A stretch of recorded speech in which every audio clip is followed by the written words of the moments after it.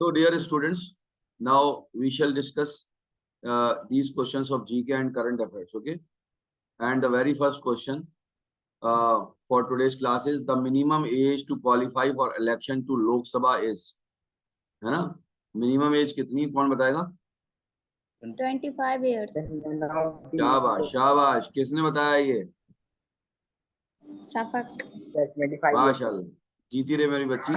25 year से बच्चों, इसका करेक्ट आंसर है नन ऑफ दीज, राइट? अभी शुरू हुई है खत्म। अकरम बेटा अपना ये माइक बंद करो। अकरम,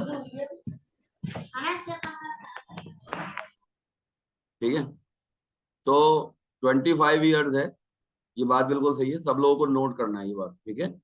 35 नहीं है बल्कि 25 है, 25 ईयर्स। तो इसका आंसर सही क्या होने वाला है आपके? नन ऑफ दीज होने वाला है। Now the power to prorogue the Lok Sabha rest with. Prorogue का मतलब क्या होता है? प्रेसिडेंट। मुलतवी करना, मुलतवी करने को प्रोरोग कहते हैं, ठीक है?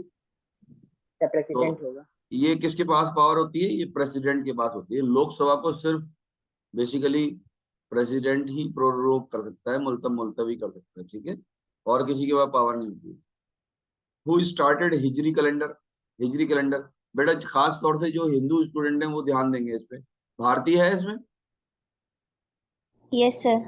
हाँ बेटा, हिजरी का मान, हिजरी के ये मुसलमान ज्यादा आसानी से समझ जाएंगे क्योंकि अक्सर उर्दू पढ़ते हैं। हिजरी के माने होते हैं बेटा एक जगह से दूसरी जगह जाना, हिजरत कहते हैं उसे। क्या कहते हैं? हिजरत, मतलब एक जगह से दूसरी जगह जाना। तो रसूल पाक सल्लल्लाहु अलैहि वसल्लम जब मक्का से मदीना गए थे, उस दिन को रेफरेंस मान के तारीख बनाना शुरू कर दी। तो जिस दिन मक्का से मदीना गए थे पहली बार, मतलब जो ट्रांसफर हुए थे अपने आप को, मतलब रहना शुरू कर दिया था मदीने में, तो उसके 1 साल बाद को बोलते हैं 1 हिजरी। 10 साल के बाद को बोलेंगे 10 हिजरी। बात समझ में आई? तो इसका एक बाकायदा कैलेंडर तैयार किया था, और वो किसने तैयार किया था? हजरत उमर रजी अल्लाह ने। तो बाकी की तारीखें लिखने के लिए इसको हिजरी, जैसे हम इंग्लिश कैलेंडर इस्तेमाल करते हैं कौन सा बेटा? एडी इस्तेमाल करते हैं, एडी, है ना? तो वो आफ्टर डेथ नहीं होता, बल्कि मेरे जहन से निकल रहा क्या वर्ड उसके लिए यूज कर सकते हैं, डोमिनी ऐसा लिखते हैं ना। मैंने आपको बताया भी था, ऑफलाइन में बताया था आपको, एना डोमिनी इस्तेमाल करते हैं, राइट? तो ऐसे ही हिजरी इस्तेमाल करते हैं, अरबी लोग इस्तेमाल करते हैं बेसिकली क्या नाम है, हिजरत के लिए। तो किसने ये कैलेंडर बेसिकली स्टार्ट किया था? हजरत उमर रजी अल्लाह ने स्टार्ट किया था, जो बेसिकली दूसरे खलीफा भी थे, दूसरे गवर्नर भी थे इस्लामिक खलीफा, ठीक है? ये बात याद रखनी चाहिए। Who is the author of Shahnameh? ये तो बहुत बार सवाल आ भी चुका है, फिरदौसी इसका आंसर है। मैंने आंसर आज नीचे लिख रखा है, ठीक है? सारे जहां से अच्छा is written by Mohammad Iqbal. Important question है और आसान भी क्वेश्चन है, सारे जहां से अच्छा। लेकिन जब ये ऑप्शंस में रखा हुआ मिलेगा आपको मुश्किल लगने लगेगा। ये name the companion of profit, ये बहुत इंपॉर्टेंट सवाल है, आ सकता है, याद रखना। सिर्फ एक ही किताब में है ये, जितनी किताब हैं सब छानी हमने तो उसमें एक ही किताब में मिलाई है, ट्रू गाइड के अंदर मिलाई है। हालांकि उसके अंदर और भी बहुत सी मतलब बहुत ज्यादा एग्जेजरेट करके लिख रखा है चीजों को, बहुत डिटेल में लिख रखा है, अननेसेसरी डिटेल, लेकिन फिर भी ये सवाल का जवाब इसमें मिला। और हमने इसको जो है वो कंफर्म भी किया थियोलॉजी के एक बहुत नामी प्रोफेसर से कि भाई कौन किसका इंतकाल हुआ था। एक सहाबी थे हजरत उनैस रजी अल्लाह अन्हु। तो जब उन्होंने हुजूर पाक सल्लल्लाहु अलैहि वसल्लम की वफात यानी कि डेथ के बारे में सुना, तो सिर्फ सुनकर गमजदा होकर वो उनका इंतकाल हो गया, है ना? गम में, जैसे कोई गम में मर जाता है ना, तो वो गम में मरे, तो उसमें हजरत उनैस रजी अल्लाह ने। तो मैं पहले, मुझे पहले डाउट था इस सवाल के जवाब पर, क्योंकि मैंने इससे पहले सवाल ही नहीं सुना था। तो मैंने एक बहुत सीनियर प्रोफेसर से मालूम किया था, तो उन्होंने बताया ये जवाब सही है, हजरत उनैस रजी अल्लाह ने, ठीक है? तो याद रखना है आपको। Name the companion of prophet Mohammad सल्लल्लाहु अलैहि वसल्लम who died in sorrow after hearing death news of prophet सल्लल्लाहु अलैहि वसल्लम, ठीक है बेटा? आगे बढ़ते। टोटल नंबर ऑफ सूरा इन होली कुरान, कितनी सूरतें हैं? सूरत क्या होती है भाई? जैसे अलिफ लाम मीम, सूरह बकरा एक सूरत है ना? आले इमरान एक सूरत है ना? सूरह नास एक सूरत है, सूरह इखलास एक सूरत है। तो बेसिकली वो क्या चीज है? देखो एक तो होते हैं सिपारे, एक तो होते हैं सिपारे, और एक होती है सूरतें। तो सूरतें एक्चुअली में चैप्टर्स होते हैं। सूरतें क्या होती हैं? चैप्टर्स होती हैं। कुछ तादाद मतलब साइज के एतबार से कुछ सूरतें बड़ी हैं और कुछ सूरतें छोटी हैं, है ना। जैसे वल असर पर छोटी छोटी सूरत है। तो कुछ चैप्टर्स छोटे हैं, कुछ चैप्टर्स बड़े हैं। ये टोटल नंबर में कितने हैं? 114। ये याद रखने वाली बात है, ठीक है बच्चों। Who compiled the Holi Quran? Actually में जो होली कुरान है ये इस शक्ल में था नहीं पहले, जिस शक्ल में अभी हमें दिखता है। बात समझ में आ रही है? तो ना ही ये क्रोनोलॉजिकल ऑर्डर में लगा हुआ है। क्रोनोलॉजिकल ऑर्डर में सबसे पहली सूरत कौन सी थी? कौन बताएगा भाई? सबसे पहली आयत कौन सी नाजिल हुई कुरान की? सर इकरा। हाँ, इकरा। इकरा बिस्मि रब्बिक, है ना। तो वर्ड जो है इकरा, इकरा के क्या मायने बेटा? ये भी पूछा गया है एक बार, इकरा के क्या मायने, सर रीड होता है, पढ़ना, रीड। है ना। हाँ शाबाश बेटा। देखो सब लोग ध्यान से सुनना बेटा। इकरा, है ना। और ऐसे करके लिख देंगे इकरा, ठीक है। तो यहाँ पे हम डैश भी लगा दें। तो इकरा के मायने क्या होते हैं बच्चों? पढ़ना, रीड। हम किसी को इंस्ट्रक्शन दें कि पढ़ो, है ना, तो उसको बोलेंगे इकरा। इकरा नाम भी होता है, बच्चियों का नाम होता है, लड़कियों का नाम होता है। आपने सुना होगा अपनी दोस्त वगैरह का, इकरा नाम भी होता है। तो कुरान का पहला जो लफ्ज था जो उतरा था, सबसे पहले रिवील हुआ था, वो कौन सा था? बेसिकली इकरा था, ठीक है। और किसने कंपाइल किया कुरान को इस शक्ल में जो अभी नजर आता है हमें बुक की शक्ल में? वो हजरत उस्मान रजी अल्लाह तआला अन्हु। क्यों भाई भारती बताओ, ये उस्मान रजी अल्लाह तआला अन्हु कौन थे? तो थर्ड या फोर्थ कैलिफ। फोर्थ खलीफा। क्यों भाई, सही बता रहा हूं मैं? नो सर, नो सर, हजरत उस्मान रजी अल्लाह अन्हु थर्ड हाँ खलीफा शाबाश थे। शाबाश। थर्ड फोर्थ तो कैलिफ, अली रजी थर्ड अल्लाह अन्हु। Caliph, third. कौन से कैलिफ थे? Third caliph. चलो फर्स्ट बताओ जरा जल्दी से। हजरत अबू बकर। अबू शाबाश। बकर दूसरे, सिद्दीक रजी अल्लाह दूसरे अन्हु बताओ। सर। दूसरे उमर फारूक रजी अल्लाह अन्हु सर। ठीक है, तीसरे बताओ। तीसरे हजरत उस्मान रजी उस्मान। हजरत अल्लाह अन्हु। और चौथे? हजरत अली, हजरत उस्मान अली। बिन शाबाश। हजरत अफान अली रजी। रजी अल्लाह ठीक अन्हु, है ठीक मुझे है, पता बस 4 ही खलीफा हैं। इसके बाद जो भी हैं वो खलीफा नहीं है, मतलब आप अभी फिलहाल 4 को ही कहिए, ठीक है ना। तो इसमें काफी आगे कंट्रोवर्सी शुरू हो जाती है, तो उससे हमें कोई लेना देना नहीं है। हमें तो सिर्फ AMU 11th एंट्रेंस से लेना देना, ठीक है ना बच्चों। हमें इस बात से कोई लेना देना नहीं है कि एक्चुअली में वो फिर बाद में क्या चल रहा है क्या नहीं चल रहा है। अच्छा ये बड़ा इंपॉर्टेंट है, असबाब बगावत हिंद इज रिटन बाय। असबाब, असबाब का मतलब क्या होते हैं? असबाब के माने रीजंस, है ना। बगावत, है ना, रेवोल्यूशन ए हिंद। तो वो जो अंग्रेजों के जमाने का पीरियड था उसके बारे में एक किताब लिखी है। किसने लिखी है बच्चों? इंपॉर्टेंट क्वेश्चन है। सर सैयद अहमद खान साहब ने लिखी है। आया भी है ये क्वेश्चन एक बार, ठीक है, याद रहेगा सबको। अगर इसको इंग्लिश में नाम देखेंगे तो क्या बोलेंगे? इंग्लिश का नाम अभी ध्यान से, इसका एग्जैक्ट नाम जो है वो अभी मुझे याद आ जाए तो मैं भी सर। आई व्हाट्सएप थिंक पे। शायद कॉजेज ऑफ इंडियन रिवोल्ट था सर इसका क्या इंग्लिश क्या, में जोर नाम, से सर बोलिए। Causes of Indian. Sir I think causes of Indian revolt नाम था इसका इंग्लिश में सर। अच्छा ठीक है, बहुत अच्छी बात है। तो ये नाम है कॉजेज ऑफ इंडियन रिवोल्ट, है रेवोल्यूशन या रिवोल्ट, रिवोल्ट होगा, ठीक है। तो ये किसने लिखी है बच्चों? सर सैयद अहमद खान ने लिखी। बुलंद दरवाजा किसने बनाया भाई? मुगल एम्परर अकबर ने। अच्छा, बुलंद दरवाजा कहां पर है? फतेहपुर सीकरी। देखिए एक ही क्वेश्चन में कई चीजें आपकी जो है क्लियर हो जा रही। फतेहपुर सीकरी कहां पर है भाई? क्यों भाई आयशा, फतेहपुर सीकरी कहाँ है? गई हो कभी घूमने तुम?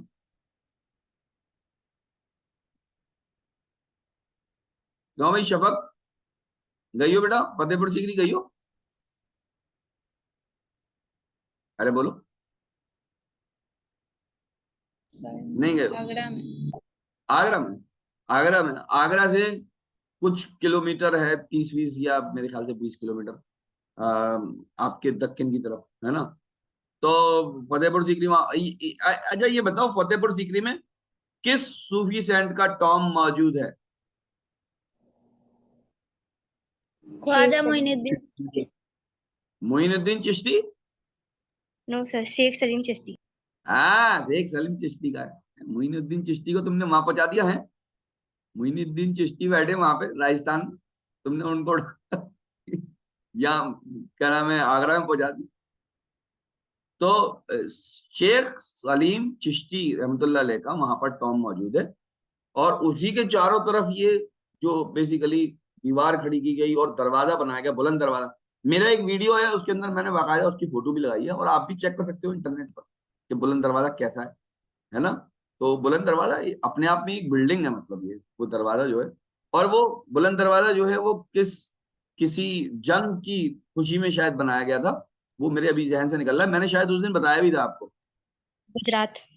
गुजरात है ना, राइट, गुजरात में जो जीत हुई थी उसकी खुशी में, या उसको एक आइकन बनाने के लिए, बेसिकली उसको यादगार बनाने के लिए वो दरवाजा बनाया गया। वाह भाई वाह, ठीक है। The Quran was revealed over a period of, important question है बहुत ज्यादा, कि बेसिकली कुरान, और बहुत ज्यादा वेल नोन इसका आंसर है, 23 साल में रिवील हुआ टोटल, पहली आयत से लेके आखिरी आयत तक कितने साल लग गए? 23 ठीक है। अच्छा बच्चों, मैं एक सवाल अभी मेरे जहन में आया है, ये अभी मुझे आंसर तो नहीं पता इसका। पहली आयत जो थी वो तो थी इकरा, आखिरी कौन सी थी?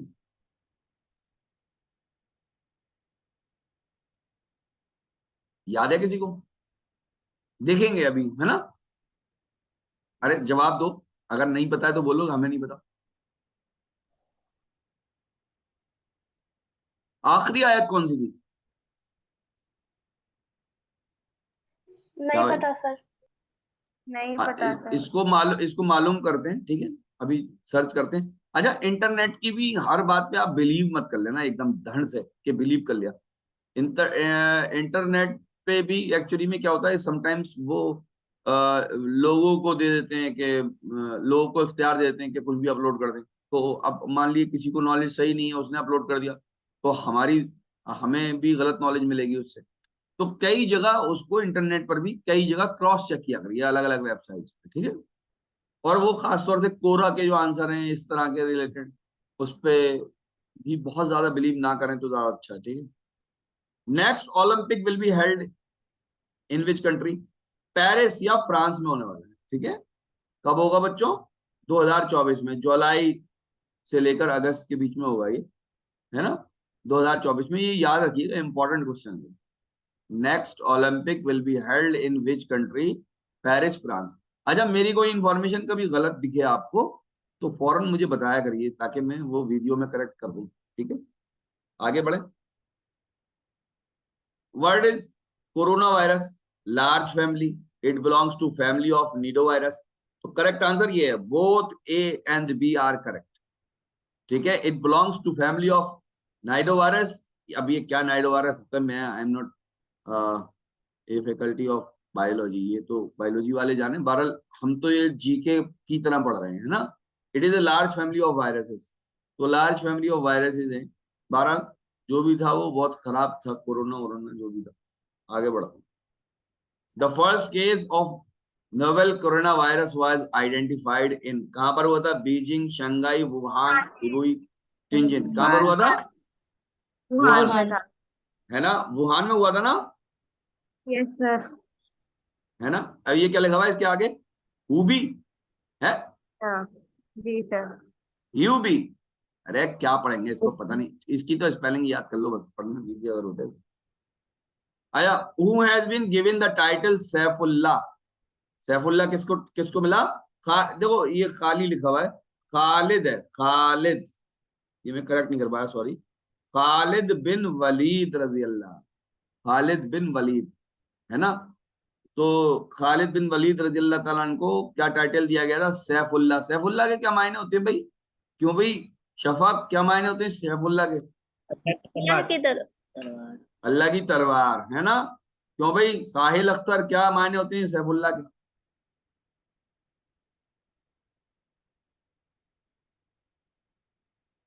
मुशर्रफ, क्या मायने होते हैं सैफुल्लाह के?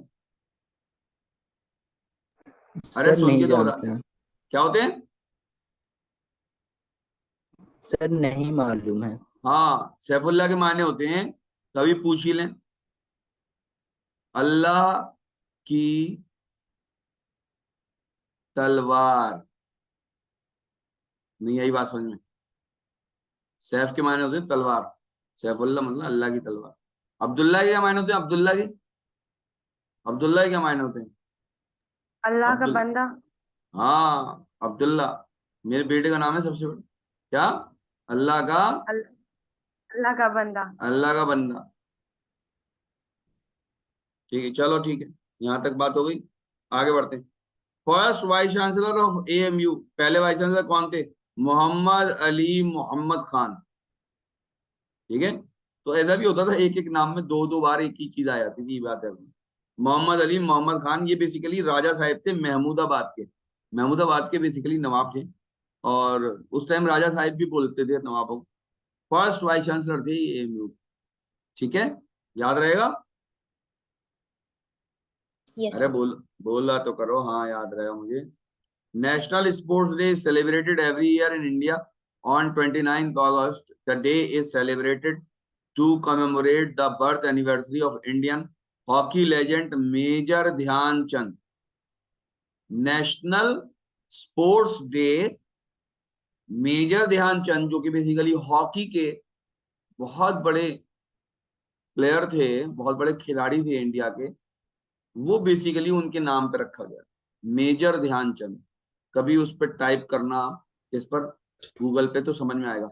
मेजर ध्यानचंद का कोई ताल्लुक है अलीगढ़ से?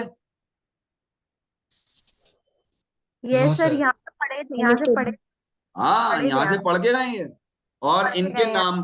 इनके नाम पर मेजर ध्यानचंद के नाम पर एक हॉस्टल भी है। भी बना हुआ है सर। हाँ, ध्यानचंद, अब ध्यानचंद के नाम से ध्यानचंद, ध्यानचंद हॉस्टल, ध्यानचंद हॉस्टल। और किस हॉल में है ये? सर जियाउद्दीन हॉल में। सर जियाउद्दीन हॉल के अंदर है। सर जियाउद्दीन हॉल कहां पर है? पुरानी चुंगी के पास है, पुरानी चुंगी के पास। या पुरानी चुंगी ना कहकर आप सेंटिनरी गेट भी कह सकते हो, क्योंकि सेंटिनरी गेट ज्यादा करीब है आपके किससे, एक्सजेड हॉल से या sir Ziauddin. Anyway, now let us talk about next one. In which city was the first ever G20 ministerial conference on women's empowerment held recently? कहाँ पे हुई थी? बेसिकली ये पिछले साल का सवाल है, बेसिकली पिछले साल का सवाल है, तो ये इस साल में तो मैं ये काट दूंगा। हाँ, बेसिकली इस साल में आप ये कह सकते हो, देखो first ever G20 ministerial conference, first ever तो ये हमेशा सेम रहेगी, फर्स्ट एवर तो हमेशा सेम रहेगी, तो वो फर्स्ट एवर के लिए तो आप इटली रखोगे। लेकिन अब बीच में कभी हो गई हो G20 ministerial conference on women's empowerment, तो एक अलग बात है। बात समझ में आ गई? ठीक है, हाँ, Vivo 1938, बेटा बटन लगा लो, कभी ठंड मंड लग जाए तुम्हें, है ना। आगे चलें। मिनिस्ट्री ऑफ जल शक्ति has launched with campaign to create more and more open defecation plus villages by undertaking wastewater management at the village level. बेटा ये वाली जो है बेसिकली सुजलम जो है वो बेसिकली गवर्नमेंट की एक स्कीम है ना, सेंट्रल गवर्नमेंट की, और ये एनडीए गवर्नमेंट ने शुरू करी थी सुजलम बेसिकली। अच्छा, फिर और भी है बहुत सारी, एक तो स्वच्छ भारत है, स्वच्छ भारत स्कीम है, और एक सुगम है। तो अब ये अलग अलग इनकी बेसिकली क्या नाम है, स्कीम्स हैं। तो ये जो पर्टिकुलरली इसके लिए क्या, मिनिस्ट्री ऑफ जल शक्ति ने जो बेसिकली ओपन डेफिकेशन फ्री के लिए जो हम इन्होंने स्कीम लॉन्च करी, और वेस्ट वाटर मैनेजमेंट उसके अंदर शामिल था। उस स्कीम का नाम क्या है बच्चों? सुजलम नाम। ठीक है, और ये कई साल पहले मेरे ख्याल से शुरू हुई है, अभी ये रिसेंट बात नहीं है, लेकिन ये अच्छा एक क्वेश्चन है जीके का, ये बात याद रखनी है। आगे बढ़ते, तो ये तो अब फिजिक्स के क्वेश्चन शुरू हो गए, तो यहाँ पर आपके जीके के एंड हो गए।